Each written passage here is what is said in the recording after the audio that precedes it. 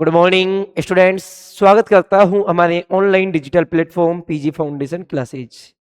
हम संकरण की बात कर रहे थे। संकरण में हमने काफ़ी कुछ देखा। एसपी देखा, एसपी2 देखा और देख रहे थे एसपी3। हमने हाइब्रिडाइजेशन संकरण की कंडीशंस देखी। आखिर क्यों हाइब्रिडाइजेशन करना पड़ता है। हमने ये भी कहा था कि हाइब्रिडाइजेशन एक हाइपोथेसिस है। इसका कोई प्रैक्टिकली कोई एग्जांपल नहीं है कि प्रैक्टिकली ऐसा होता है। अब हम देखिए, बात को आगे बढ़ाते हैं। sp3 हाइब्रिडाइजेशन की कर रहे थे हम।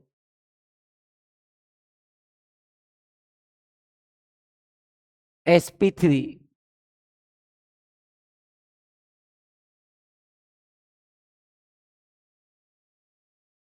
हाँ, sp3 हाइब्रिडाइजेशन की कर रहे थे। sp3 में हमने एग्जांपल देखा था CH4 एग्जांपल में हमने ये देखा था कि किस टाइप से sp3 हाइब्रिडाइजेशन होता है। अब sp3 में मैं आपको आज बहुत इंपॉर्टेंट बात बताने वाला हूँ। sp3 कितने टाइप का होता है? 3 टाइप का होता है। आज तक आपने कहीं नहीं पढ़ा होगा कि sp3 के भी टाइप होते हैं। बट मैं आपको क्या बता रहा हूं कि sp3 कितने टाइप के होते हैं? 3 टाइप के। कैसे होते हैं देखिए। एक तो इसमें होता है आइडियल हाइब्रिडाइजेशन। क्या होता है इसमें? आइडियल होता है एक, ठीक है। आइडियल हाइब्रिडाइजेशन होता है। एक आपका होता है नॉन आइडियल।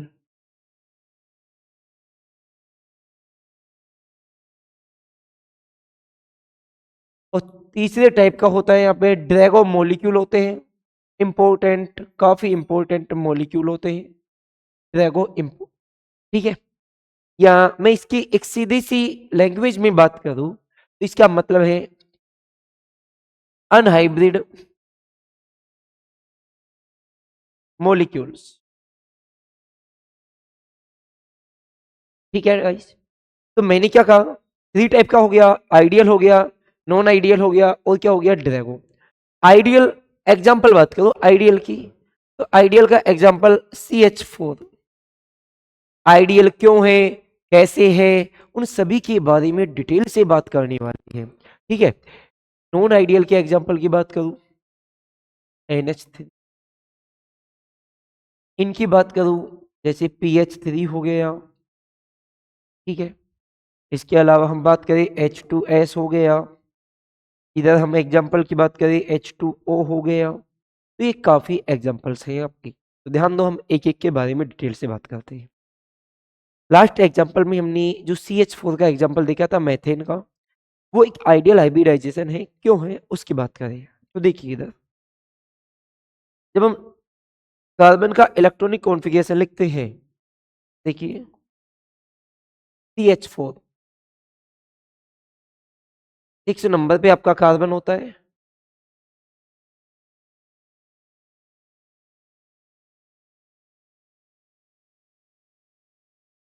ठीक है। इसका इलेक्ट्रॉनिक कॉन्फ़िगरेशन 1s2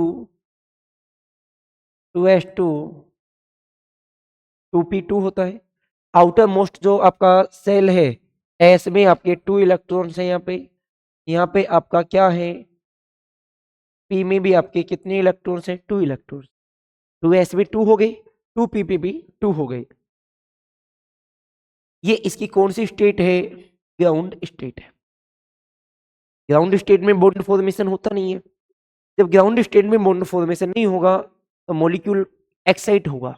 एक्साइट होगा इसके लिए, बॉन्ड फॉर्मेशन के लिए। जैसे ही वो बॉन्ड फॉर्मेशन के लिए एक्साइट होगा, आपका एक इलेक्ट्रॉन एस से कहाँ पे चला जाएगा? कहाँ पे चला जाएगा? एस से पी में चला जाएगा। अब देखिए आगे, हमारे पास ये कंडीशन आ गई। अब हम इन दोनों में देख रहे हैं। बड़े ध्यान से देखना, बड़े ध्यान से सुनना, क्या बात बता रहा हूं मैं कह रहा हूं, क्या ये इलेक्ट्रॉनिक स्टेबल है? क्या हम कहेंगे ये इलेक्ट्रॉनिक स्टेबल नहीं है। ये इलेक्ट्रॉनिक स्टेबल नहीं है, क्योंकि इलेक्ट्रॉनिक स्टेबल का मीन्स क्या है? फुल्ली फिल्ड ऑर्बिटल्स होते हैं आपके, कंप्लीट भरे हुए जो भी आपके ऑर्बिटल्स होते हैं उनका इलेक्ट्रॉनिक स्टेबल होता है। क्या आपके ये इलेक्ट्रॉनिक स्टेबल है क्या? नहीं, ये भी इलेक्ट्रॉनिक स्टेबल नहीं है। दोनों इलेक्ट्रॉनिक स्टेबल नहीं है। अब दोनों इलेक्ट्रॉनिक स्टेबल नहीं है, ये आपका एस हो गया, ये आपका पी हो गया, ये तो आपका क्या हो गया एस, ये आपका क्या हो गया पी। अब ये एस और पी में मिक्सिंग होगी, एस और पी में क्या होगी मिक्सिंग। आई मीन मैं यहाँ पे कह रहा हूं कि 2s मिक्स विद 2p, कि 2s है ना वो 2p के साथ क्या हो रहा है मिक्स होगा। अब 2p के साथ मिक्स होने से फायदा क्या है, प्रॉफिट क्या है, तो ध्यान दो।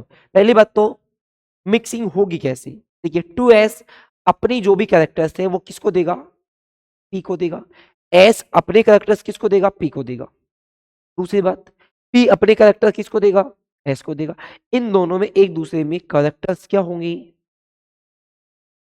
कैरेक्टर्स का क्या होगा ट्रांसफर होगा। कैरेक्टर्स एक दूसरे के साथ क्या होंगे ट्रांसफर। अब देखिए 2s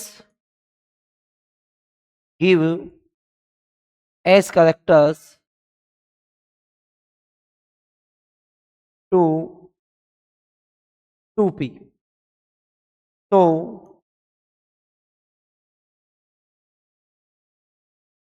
तो 2p lobes become larger। जब ये s अपने कैरेक्टर p को देगा तो देखिए आप थोड़े ध्यान से समझिए, s ऐसा है, स्फेरिकल होता है s, p आपका डंबल शेप होता है। इसकी लोब देखिए, इसकी लोब साइज में बड़ी है, एंड लार्ज है, ये एक डंबल शेप है, ठीक है।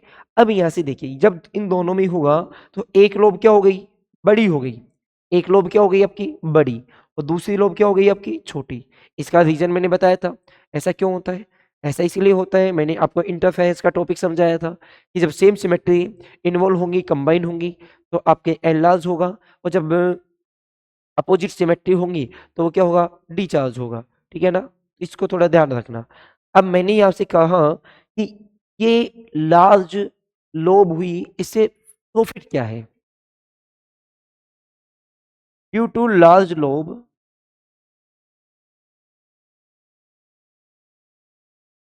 लार्ज लोब के कारण, जो बड़ी लोब बन रही है उसके कारण स्टेरिक रिपल्सन,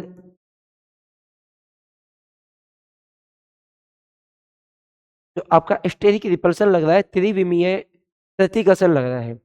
जैसे आपके ये पी एक्स हो गया, सपोज ये पी एक्स हो गया, ये पी वाई हो गया, ये दोनों कंडीशन है एक दूसरे के क्या है, ये आप देख सकते हो 90 डिग्री के एंगल पे ही, ठीक है ना, पी एक्स और पी वाई। एक तो ये कंडीशन है, इन दोनों के बीच में रिपल्सन लगे।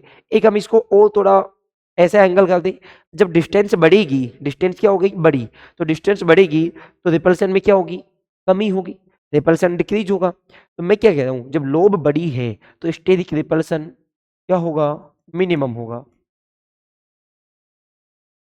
स्टेरिक रिपल्सन क्या होगा मिनिमम।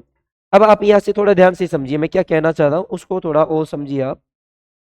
मैं ये कहना चाह रहा हूँ, ये बताना चाह रहा हूँ मैं आपको कि यहाँ पे जो एसपी मिक्सिंग करनी होगी वो एस के लिए भी जरूरी है। आपका जो 2s ऑर्बिटल है उस 2s को भी स्टेबिलिटी के लिए क्या चाहिए, स्टेबिलिटी के लिए क्या चाहिए आपको, 2s है, 2s को स्टेबिलिटी के लिए क्या चाहिए मिक्सिंग करनी पड़ी, क्योंकि इलेक्ट्रॉनिक अनस्टेबल है। क्या है ये इलेक्ट्रॉनिक अनस्टेबल है, ये भी क्या है आपका इलेक्ट्रॉनिक अनस्टेबल है। जब ये दोनों इलेक्ट्रॉनिक अनस्टेबल हैं तो एक दूसरे के साथ मिक्स होंगे, बड़े प्यार से मिक्स होंगे ये, ठीक है ना, दोनों बड़े खुशी से मिक्स होंगे, और मिक्स होंगे तो इस हाइब्रिडाइजेशन को हम क्या कहते हैं आइडियल हाइब्रिडाइजेशन। क्या कहेंगे इसको आइडियल। इसमें किसी की कोई मजबूरी नहीं है कि उसको मजबूरी में इन्वॉल्व होना पड़ रहा है। बात समझ में आई। इसका सीधा सा तरीका क्या हो गया, कैसे आप पहचान करोगे कि जब वो इलेक्ट्रॉनिक अनस्टेबल हो, पहली चीज इलेक्ट्रॉनिक अनस्टेबल हो तो वो क्या करेगा आइडियल हाइब्रिडाइजेशन करेगा, श्योर करेगा। मोस्ट दो फैक्टर बताए थे मैंने आपको, एक इलेक्ट्रॉनिक स्टेबल का बताया था, एक मैंने स्टेरिक स्टेबिलिटी बताई थी। जो मेन फैक्टर है आपका वो क्या है आपका इलेक्ट्रॉनिक स्टेबिलिटी है। जब इलेक्ट्रॉनिक स्टेबिलिटी की बात नहीं होगी, तब हम किसकी बात करेंगे? तब हम बात करेंगे स्टेरिक स्टेबिलिटी की बात करेंगे। जब मान लीजिए एक आपका इलेक्ट्रॉन स्टेबल है, दूसरा इलेक्ट्रॉन स्टेबल नहीं है, तो हमको उसमें स्टेरिक की ज़रूरत ही नहीं पड़ रही हमें, ठीक है? तो इधर ध्यान दो।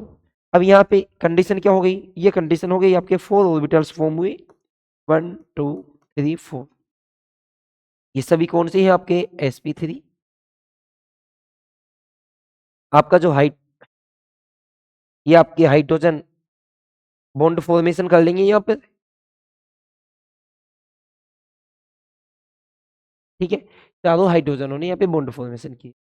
स्ट्रक्चर मैंने लास्ट क्लास में भी आपको बताई थी कि इसकी जो स्ट्रक्चर बनती है वो टेट्रागोनल बनती है, चतुष्फलकीय बनती है। आपकी कुछ इस टाइप की स्ट्रक्चर थी, मैं आपको बताता हूँ।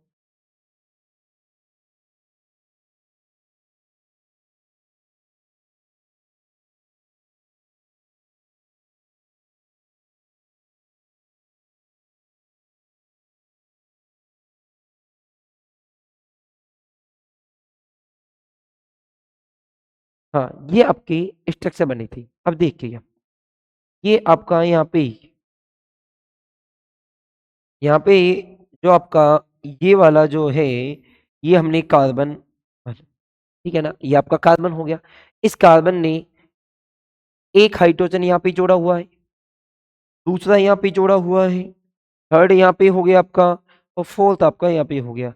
4 हाइड्रोजन हो गई, और ये एक दूसरे के साथ ये भी कनेक्ट है। तो इस स्ट्रक्चर को आप क्या बोलते हो? इस स्ट्रक्चर को आप बोलते हो टेट्रागोनल, चतुष्फलकीय। मेरे हिसाब से टेट्रागोनल बोल लीजिए या आप टेट्राहेड्रल बोल लीजिए, नो प्रॉब्लम। चतुष्कोणीय या चतुष्फलकीय, बात एक ही है, नो प्रॉब्लम। टेट्राहेड्रल स्ट्रक्चर हो गई आपकी।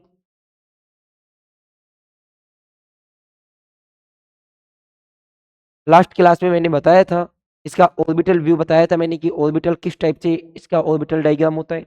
तो उस क्लास को आप देखना, वहां से आपको पता चलेगा इसका ऑर्बिटल डायग्राम क्या है, ठीक है? उसके लिए आपको लास्ट क्लास देखनी पड़ेगी, प्रीवियस क्लास। अब देखिए, इतनी बात हम पिछली वाली क्लास में भी कर चुके थे। अब हमको थोड़ा समझना है, नॉन आइडियल के बारे में समझना है। तो ध्यान दीजिए, नॉन आइडियल अगला। यहाँ पे नॉन आइडियल के लिए मैंने एग्जांपल लिया आपका NH3। क्या एग्जांपल लिया मैंने? आपका NH3 मैंने आपका एग्जांपल लिया। थोड़ा सा ध्यान से समझने की आवश्यकता है आपको। बिल्कुल इजी टॉपिक है, नो प्रॉब्लम, बट थोड़ा सा ध्यान देना। इधर देखिए आप, सबसे पहला काम क्या करते थे हम? सबसे पहला काम हम क्या करते थे? जो भी आपका सेंट्रल एटम है उसका इलेक्ट्रॉनिक कॉन्फ़िगरेशन लिखते हैं। सेंट्रल एटम क्या है आपका? यहाँ पे आपका नाइट्रोजन सेंट्रल एटम है। कितने एटॉमिक नंबर होता है इसका? 7। 7 नंबर पे आपका नाइट्रोजन होता है। इलेक्ट्रॉनिक कॉन्फ़िगरेशन क्या होगा? 1s2, 2s2, 2p3। ये इसका इलेक्ट्रॉनिक कॉन्फ़िगरेशन होगी। हमने कहा कि s में 2 है, 1s में, 2s में भी 2 है, और 2p में 3 है। इसके ऑर्बिटल व्यू को थोड़ा सा हम ड्रॉ करते हैं। तो यहाँ पे ये हो गया, और ये यहाँ पे ये हो गया। अब आप थोड़ा सा ध्यान दीजिए, मैं क्या मैं ये कह रहा हूँ आपसे,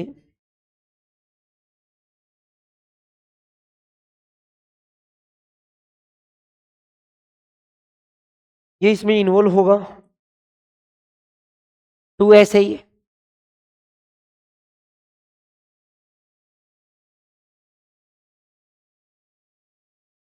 2s इसके साथ मिक्स होगा p के साथ। मैं कह रहा हूँ 2s not involve with 2p। ये क्या हुआ? अरे हम तो कह रहे थे हाइब्रिडाइजेशन में इन्वॉल्वमेंट होगा, यस होगा। फिर हमने यहाँ पे कहा कि 2s not involve with 2p, कि 2s है ना, वो मिक्स नहीं हो रहा, मिक्सिंग नहीं होगी यहाँ पे। क्यों नहीं हो रही? उसका रीजन समझिए आप। मैंने कहा 2s इलेक्ट्रॉनिक स्टेबल है, ये क्या है? इलेक्ट्रॉनिक अनस्टेबल है, पहली बात तो। इलेक्ट्रॉनिक स्टेबल है, ये क्या है, इलेक्ट्रॉनिक अनस्टेबल है। अरे एक बात आप मेरे को ये बताइए, ये इलेक्ट्रॉनिक स्टेबिलिटी हो गई, दूसरा फैक्टर आपका क्या है, स्टेरिक स्टेबिलिटी है आपका। तो आप ये बताइए क्या यहाँ पे आपका इलेक्ट्रॉनिक स्टेबल है, क्या ये आपका इसके साथ जब मिक्स होगा तो क्या उतने मत से होगा क्या? अरे इसकी तो कोई मजबूरी नहीं है ना, इसकी मजबूरी है क्या इन्वॉल्व होने की, कोई कंपलसरी है क्या ये इसके साथ इन्वॉल्व हो? कोई मजबूरी नहीं है, बट इसको इन्वॉल्व होना पड़ रहा है, क्यों होना पड़ रहा है उसको समझिए। यहाँ पे मैंने कहा two s not involve with two p, क्योंकि ये क्या है, इलेक्ट्रॉनिक स्टेबल है। बट मैं यहाँ पे क्या लिख रहा हूँ ध्यान दीजिए,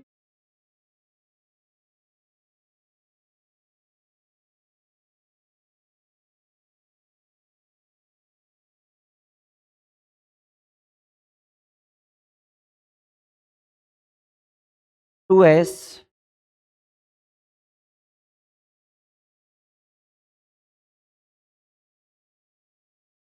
two s mix with two P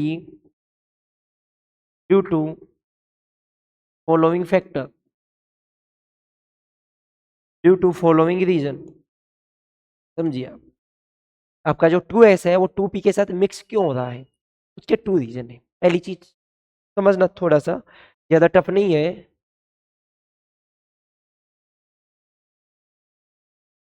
देखिए आप समझिए क्या कहना चाह रहा है ये, जब टू एस और टू पी के साथ मिक्स होगा तो ये आपका टू एस है,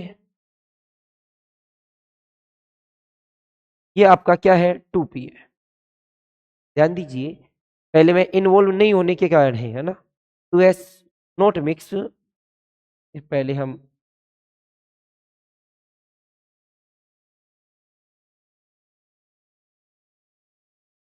to s not mix with two p, उसके क्या रीजन है। देखिए ये टू एस है, ये टू पी है, जब ये दोनों मिक्स होंगी तो ये वाली कंडीशन होगी आपकी, एस की एनर्जी में इंक्रीमेंट होगा, पी की एनर्जी में डिक्रीमेंट होगा, ये आपकी कंडीशन होगी।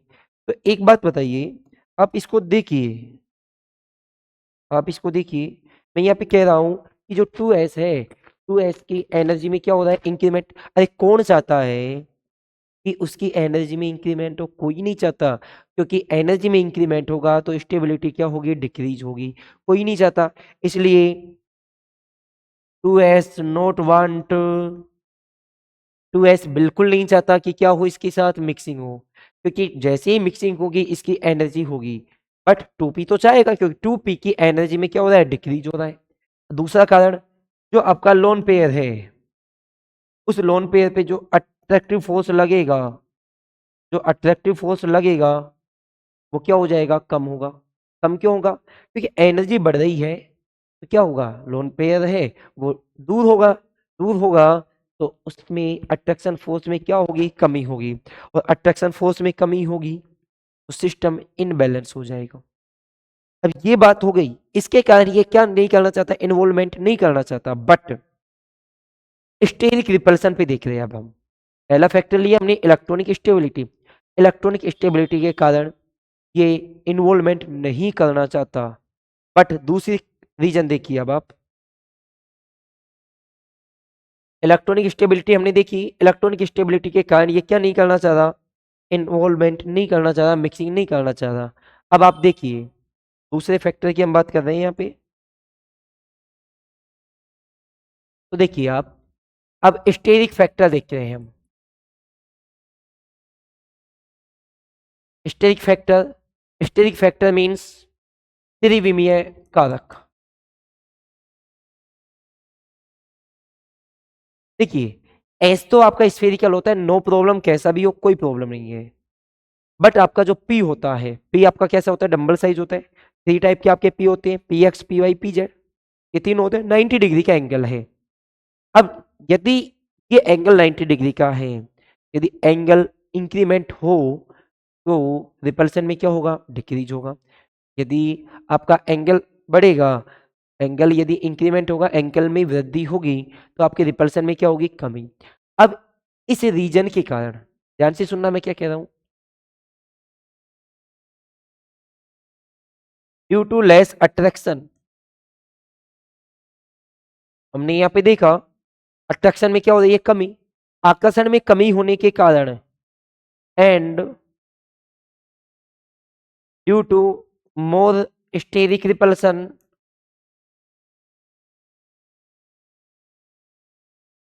जो आपका स्टेरिक रिपल्सन किसमें, in two P, in two P, मैंने कहा कि जो एस आपका 2p है, 2p में p x p y p z तीनों के बीच में 90 डिग्री का एंगल है, इनमें क्या होगा, रिपल्सन होगा, और रिपल्सन के कारण जो एनर्जी है,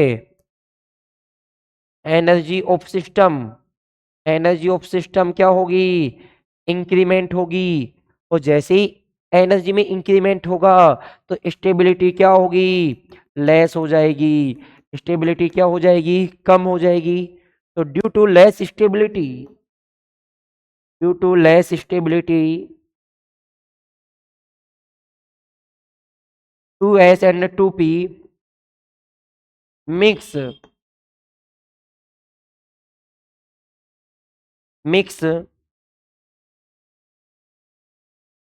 with each other, with each other, 2s and 2p है ना, वो एक दूसरे के साथ मिक्स होंगे, क्यों, so that stability of system increase, आपको बात आई समझ में, मैंने क्या कहा कि वो एक दूसरे के साथ मिक्स क्यों हो रहे, हालांकि उतने मन से नहीं हो रहे, 2s नहीं चाहता कि मैं मिक्स हूं, 2x बिल्कुल नहीं चाहता कि मैं मिक्स हूं किसके साथ, 2p के साथ, बट 2p की मजबूरी, 2p को तो मिक्स होना ही पड़ेगा स्टेबिलिटी के लिए, 2p कंपलसरी है स्टेबिलिटी के लिए, तो 2s ये सोचेगा चलो भाड़ में जाए, हम इसके साथ इन्वॉल्व हो जाए, हमारा एग्जिस्टेंस भाड़ में जाए, सिस्टम का ध्यान में रखना, सिस्टम का, यदि सिस्टम आपका स्टेबल है, सिस्टम आपका स्टेबल है तो हम तो अपने आप स्टेबल होंगे, अरे यदि हमारे चारों ओर का एनवायरनमेंट स्टेबल होगा तो हम स्टेबल होंगे या नहीं होंगे, हम स्टेबल होंगे, तो 2s यही सोचता है कि भाड़ में जाए अपना खुद का एग्जिस्टेंस, कोई दिक्कत नहीं, बट यदि आपका सिस्टम आपका कंपाउंड स्टेबल हो जाएगा तो मैं भी स्टेबल हो जाऊंगा, तो 2s क्या करता है यहाँ पे वो देखिए आप, ये 2s हो गया, 2p हो गया,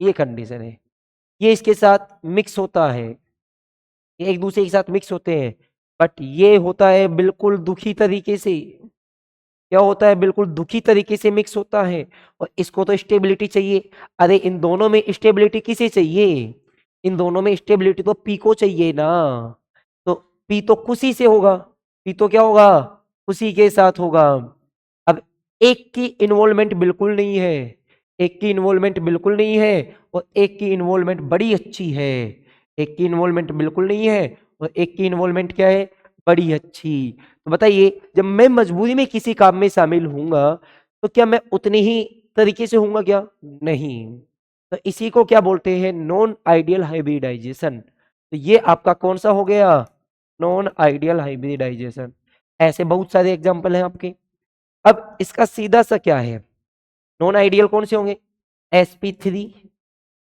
जिनमें भी sp3 होगा, पहली चीज sp3 में क्या कंडीशन अप्लाई करनी है, लोन पेयर क्या होनी चाहिए आपके पास, लोन पेयर आपके पास होनी चाहिए, आपके पास कम से कम एटलीस्ट वन लोन पेयर आपके पास होना चाहिए, यदि ऐसी कंडीशन है तो वो नॉन आइडियल हाइब्रिडाइजेशन है, और ऐसी कंडीशन नहीं है, कोई भी लोन पेयर नहीं है, तो आपका क्या होगा, आइडियल हाइब्रिडाइजेशन होगा। नेक्स्ट क्लास में हम बात करेंगे ड्रैगो मॉलिक्यूल, बड़ा इंपॉर्टेंट है, बहुत सारे कंपटीशन एग्जामों में ड्रैगो मॉलिक्यूल से रिलेटेड क्वेश्चन पूछे जाते हैं, तो कल की क्लास मिस मत करना, बड़ी इंपॉर्टेंट क्लास है, अच्छी क्लास है, बिल्कुल समझ में आने वाली क्लास है, ठीक है, तो आप देखना, एक एक चीज को बड़े ध्यान से देखना, एक बार आप स्क्रीनशॉट ले लीजिए, लेना चाहो तो।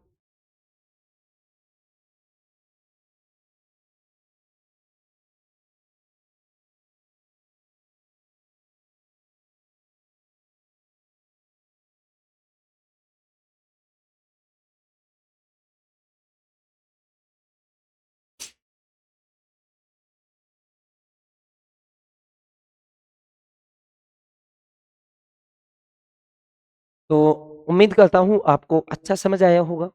ठीक है, ऐसे ही बने रहिए, अपना प्यार बांटते रहिए।